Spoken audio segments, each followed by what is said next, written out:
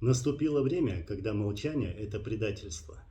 Почему Кадыров предатель чеченского народа? Это существо, которое переступило черту недозволенного нормальному человеку. Он виновен в предательстве Родины и гибели тысяч людей. Он готов ради власти и денег продать и предать все самое ценное. Он также предал трагическую историю чеченского народа, память отцов и матерей, наших прадедов, которые были зверски убиты теми, кому он сегодня продал свою душу.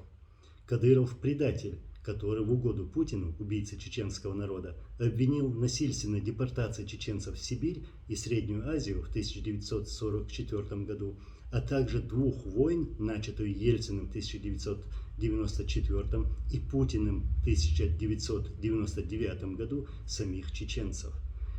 Такое может сделать только предатель, а предательство – это трусость.